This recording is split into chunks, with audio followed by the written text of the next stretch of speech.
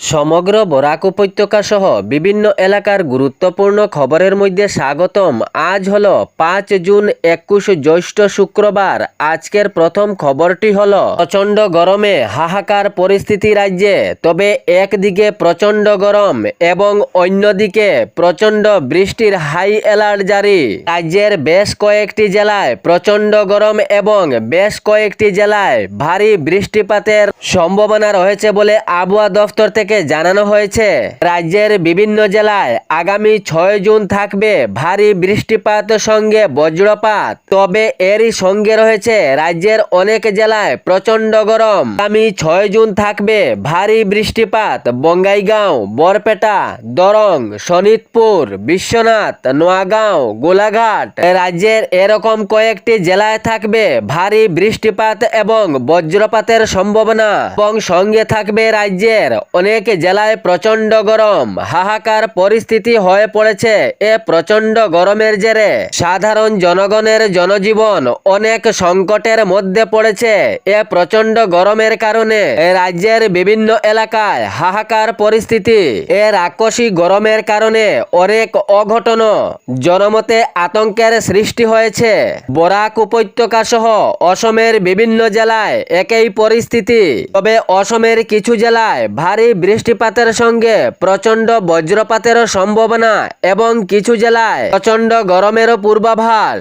এর পরবর্তী খবরটি হলো হিমন্ত সরকারের কড়া হুঁশিয়ারি। কোনো সরকারি আধিকারিক জনগণের কোনো কাজ করার সুযোগ নিয়ে ঘুষ চাইলে আইনীয় হেফাজতে যেতে হবে। সাধারণ জনগণের কোনো কাজ করাতে যদি সরকারি কোনো আধিকারিক হাতে নাতে ঘুষ নেওয়াতে ধরা পড়ে তাহলে ছাড় দেওয়া হবে না, সঙ্গে সঙ্গে প্রশাসনের আওতায় নিতে হবে, জানিয়েছেন অসমের মুখ্যমন্ত্রী ডক্টর হিমন্ত বিশ্ব শর্মা। তিনি জানিয়েছেন, জনগণের কল্যাণের জন্য, জনগণের স্বার্থের জন্য আমরা সব সময় পাশে থাকব, যাহাতে জনগণের প্রাপ্য কেহ আদায় করতে না পারে এ নিয়ে আমাদের চক্ষু পুরোপুরিভাবে সজাগ রাখা উচিত। এ বিষয়ে তিনি কড়া বার্তা দিয়েছেন। যদি সরকারি কোনো আধিকারিক জনগণের কাছ থেকে কোনো কাজের সুযোগে ঘুষ নেওয়ার চেষ্টা চালায় তাহলে আইনীয় হেফাজতে যেতে হবে, কোনোভাবে রেহাই মিলবে না বলে অসমের মুখ্যমন্ত্রী ডক্টর হিমন্ত বিশ্ব শর্মা কড়া বার্তা দিয়েছেন। এর পরবর্তী খবরটি হলো জ্বর কাশিতে আক্রান্ত হলে ডাক্তারের পরামর্শ নেওয়া অনিবার্য। এটি সাধারণ জ্বর নয়, ভাইরাল জ্বর। জ্বর কাশি মাথা ব্যথা হলে ডাক্তারের পরামর্শ নেওয়া উচিত। রাজ্যের হাজার হাজার মানুষ ভুগছেন এই ভাইরাল জ্বরে। এই ভাইরাল জ্বরের লক্ষণ বলা হয়েছে মাথা ব্যথা, প্রচণ্ড জ্বর, খাসি, গলায় ব্যথা, শ্বাস প্রশ্বাসে কষ্ট, শরীরের বিভিন্ন অঙ্গে ব্যথা। এমনই যদি অনুভব হয় তাহলে সঙ্গে সঙ্গে ডাক্তারের পরামর্শটা নেওয়া খুবই ভালো। ভাইরাল জ্বরের এ সমস্ত লক্ষণ আপনার অনুভব হলে সঙ্গে সঙ্গে ডাক্তারের পরামর্শ নেওয়ার জন্য বলা হয়েছে। এর পরবর্তী খবরটি হলো বিনা হেলমেটে রাজ্যে বাইক চালালে সেই বাইককে 1 মাসের জন্য প্রশাসনের আওতায় নেওয়ার মন্তব্য প্রকাশ করলেন অতুল বরা। তিনি জানিয়েছেন, রাজ্যের অনেক যুবক রয়েছেন যাহারা বেপরোয়াভাবে বাইক চলাচল করেন এবং হেলমেট বিহীনভাবে এই বাইক চলাচল হয়। ইহাতে অনেক বড় ধরনের অঘটন ঘটে। হেলমেট বিহীন বাইক চলাচলের জন্য অনেক আহত ও নিহত হন। সুন্দর ও সুস্থ জীবন রাখার জন্য বাইক চালানোর সময় হেলমেট পরিধান করা অতি আবশ্যক, কিন্তু হেলমেট ছাড়াই বাইক চালান অনেক যুবকরা, বললেন অতুল বরা।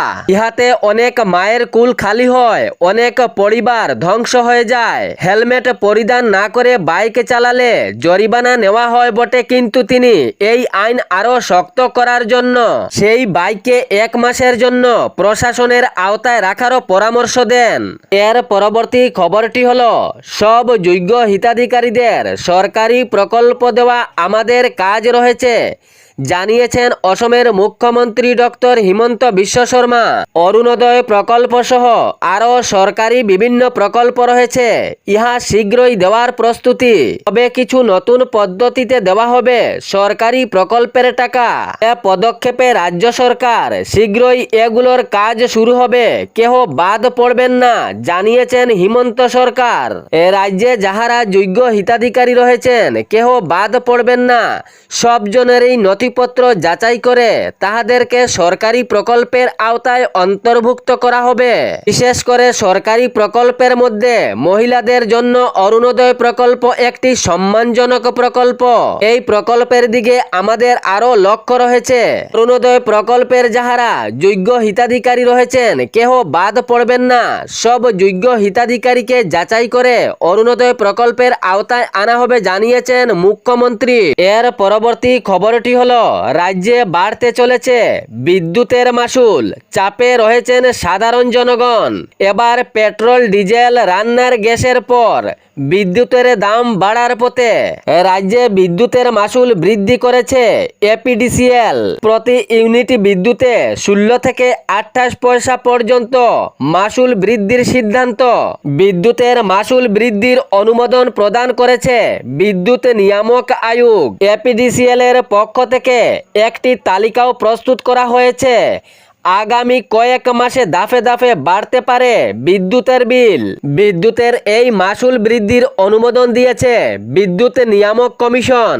আগামী কয়েক মাসে ধাপে ধাপে বাড়বে বিদ্যুতের বিল। জুন মাসে প্রতি ইউনিট 21 পয়সা, জুলাই মাসে প্রতি ইউনিট 18 পয়সা, আগস্ট মাসে প্রতি ইউনিট 16 পয়সা, সেপ্টেম্বর মাসে প্রতি ইউনিট 17 পয়সা, নভেম্বর মাসে প্রতি ইউনিট 19 পয়সা, ডিসেম্বর মাসে প্রতি ইউনিট 24 পয়সা এবং 2027 জানুয়ারি মাসে প্রতি ইউনিট 26 পয়সা, ফেব্রুয়ারি মাসে 25 পয়সা এবং মার্চ মাসে 28 পয়সা বৃদ্ধির মাশুল। এই মাশুল বৃদ্ধির অনুমোদন দিয়েছে বিদ্যুৎ নিয়ামক কমিশন। প্রায় সমানুভূতির কারণে এই সিদ্ধান্ত নেওয়া হয়েছে বিদ্যুৎ বিভাগের পক্ষ থেকে। তবে রাজ্যের জনসাধারণ রয়েছেন চাপের মুখে। পেট্রোল, ডিজেল এবং রান্নার গ্যাসের সাথে সাথে বাড়তি হলো বিদ্যুতের বিল। এর পরবর্তী খবরটি হলো, বরাক উপত্যকার শ্রীভূমি জেলার বাজারিচড়া থানার অন্তর্গত অসম ত্রিপুরা 8 নম্বর জাতীয় সড়কে টলগই এলাকায় মর্মান্তিক সড়ক দুর্ঘটনা। ভয়ঙ্কর সড়ক দুর্ঘটনায় এক গৃহবধূর প্রাণহানি হয়েছে বলে জানা গিয়েছে। প্রাণহানি হওয়া গৃহবধূর নাম সুলতানা বেগম, জেরজেরি গ্রামের বাসিন্দা বলে জানা যায়। বিবরণে জানা যায়, বিয়ের বাড়িতে যাওয়ার সময় সুলতানা বেগমের এ ধরনের মর্মান্তিক সড়ক দুর্ঘটনায় প্রাণহানি হয়। এক গাড়ি থেকে নেমে যখন সড়ক পারাপারের চেষ্টা করছিলেন তখন পাতারকান্দি থেকে লোয়াইপুয়া অভিমুখে যাওয়া AS03 AC 7400 নাম্বারের একটি ট্রেভেলার্স দ্রুত গতিতে এসে জোরদারভাবে সুলতানা বেগমকে ধাক্কা মারে। ট্রেভেলার্সের এই জোরদার ধাক্কায় গৃহবধূ সুলতানা বেগম ছিটকে পড়েন সড়কে।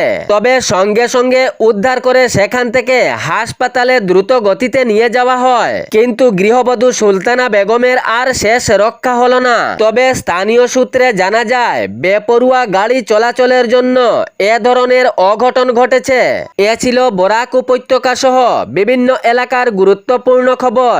এরকম নিত্য নতুন খবর পাওয়ার জন্য চ্যানেলটি সাবস্ক্রাইব করে রাখবেন এবং ভিডিওটি লাইক করে শেয়ার করতে ভুলবেন না, যাতে সঠিক সংবাদগুলো অন্যজনের কাছে পৌঁছায়। ধন্যবাদ।